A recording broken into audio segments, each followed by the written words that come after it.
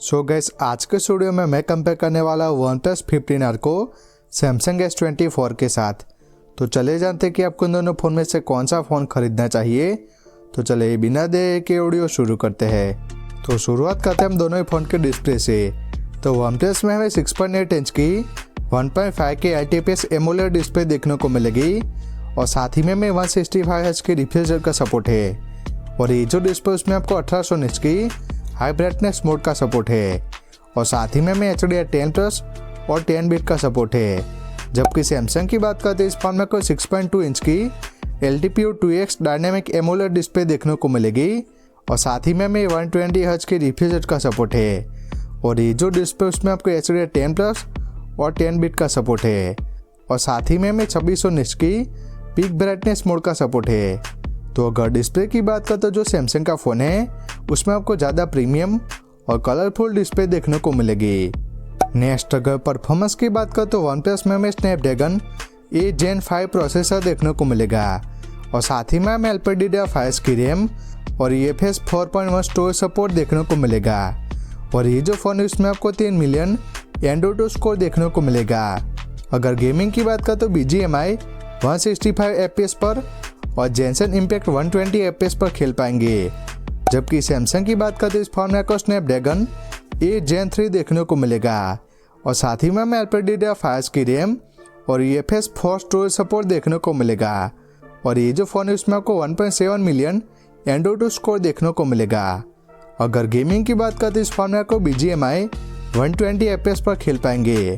तो अगर परफॉर्मेंस की बात करते हैं जो दोनों फ़ोन है वो डे टू डे लाइफ में काफ़ी स्मूथ चलते हैं, लेकिन अगर आपको गेमिंग करनी है तो वो आप OnePlus के फ़ोन में बेटर गेमिंग कर पाएंगे।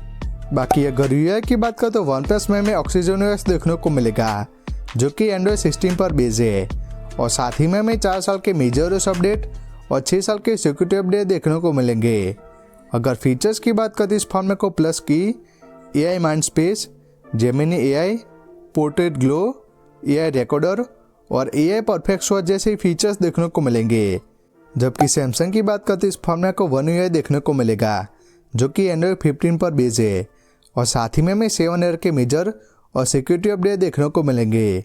अगर फीचर्स की बात करते इस फोन में को note assistant, call assistant, PDF translate, circle to search और AI इंटरप्रेटर जैसे फीचर्स देखने को मिलेंगे।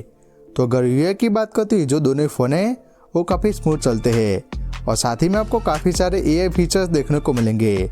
लेकिन जो सैमसंग का फ़ोन है उसमें आपको लेटेस्ट एंड्रॉइड वर्जन होने के साथ 2 साल का एक्स्ट्रा अपडेट देखने को मिलेगा।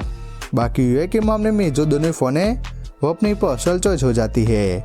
नेक्स्ट अगर नेटवर्क की बात करें तो OnePlus में हमें Wi-Fi 7, Bluetooth 6, multiple 5G band, NFC और AI ब्लास्टर का सपोर्ट है। जबकि सैमसंग की बात करते हैं इस फोन में आपको Wi-Fi 6E, Bluetooth 5.3, multiple 5G band और NFC का सपोर्ट है। तो नेटवर्क के मामले में जो OnePlus का फ़ोन है उसमें आपको एक्स्ट्रा AI ब्लास्टर का सपोर्ट है जिसका यूज़ करके आप किसी भी इलेक्ट्रॉनिक आइटम को इस फोन से रिमोट की तरह यूज़ कर पाएंगे।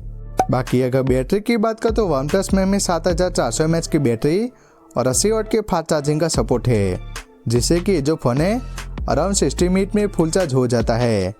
जबकि सैमसंग की बात करते हैं इस फोन में आपको 4000 mAh की बैटरी और 25 वाट के फास्ट चार्जिंग का सपोर्ट है और साथ ही में हमें 15 वाट के वायरलेस चार्जिंग का सपोर्ट है जिससे कि जो फ़ोन है अराउंड 80 मिनट में फुल चार्ज हो जाता है। तो बैटरी के मामले में जो OnePlus का फ़ोन है उसमें आपको सैमसंग के मुकाबले ज़्यादा बैटरी लाइफ देखने को मिलती है और साथ ही में आपको ज़्यादा फास्ट चार्जिंग का सपोर्ट है। लेकिन जो सैमसंग का फ़ोन है उसमें आपको एक्स्ट्रा वायरलेस चार्जिंग का सपोर्ट है। लास्ट अगर कैमरास की बात करें तो OnePlus में हमें 50 MB का मेनलेस विथ OIS जिसमें कि हमें Sony IMX906 सेंसर देखने को मिलेगा और दूसरा 8 MP का अल्ट्रा वाइड लेंस है और सामने की तरफ 32 MP का सेल्फी कैमरा देखने को मिलेगा और साथ ही में आप 4K 120 FPS तक बैक कैमरा से और 4K 60 FPS तक फ्रंट कैमरा से वीडियो रिकॉर्डिंग कर पाएंगे। जबकि सैमसंग की बात करते इस फोन में आपको 50 MB का मेनलेस विथ OIS और दूसरा 12 MP का अल्ट्रा वाइड लेंस है और तीसरा 10 MP का टेलीफोटो लेंस है और सामने की तरफ 12 MB का सेल्फी कैमरा देखने को मिलेगा और साथ ही में आप 4K 60 FPS तक वीडियो रिकॉर्डिंग कर पाएंगे। तो अगर कैमरास की बात करें तो जो सैमसंग का फ़ोन है वो डी लाइट हो या लो लाइट हो, बेटर फोटोज निकाल लेता है, जिसमें कि आपको बेटर स्क्रीन टोन, डिटेल्स और HDR देखने को मिलता है। और साथ ही में आपको टेलीफोटो लेंस होने की वजह से बेटर पोर्ट्रेट फोटोज ले पाएंगे। बाकी वीडियोस के मामले में भी जो सैमसंग का फ़ोन है उसमें आपको हाई क्वालिटी में वीडियोस ले पाएंगे।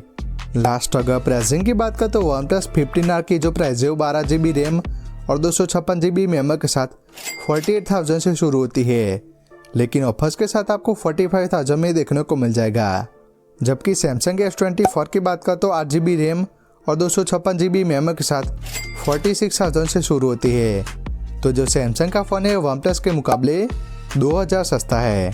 तो अगर ओवरऑल बात करें तो मेरे हिसाब से जो OnePlus का फ़ोन है उसमें आपको बेटर परफॉर्मेंस और साथ ही में आपको बेटर बैटरी लाइफ देखने को मिलती है, लेकिन जो सैमसंग का फ़ोन है उसमें आपको better display, better UI experience और साथ ही में आपको बेटर कैमरा सेटअप देखने को मिलेगा।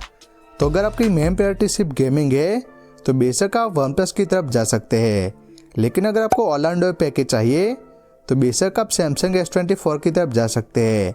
तो मेरे हिसाब से जो सैमसंग S24 है वो ज़्यादा वैल्यू फॉर मनी स्मार्टफोन है। तो मेरे हिसाब से आपको इन दोनों फ़ोन में से सैमसंग S24 की तरफ जाना चाहिए। तो कैसे लगे वीडियो कमेंट्स करके ज़रूर बताएं। Thank you.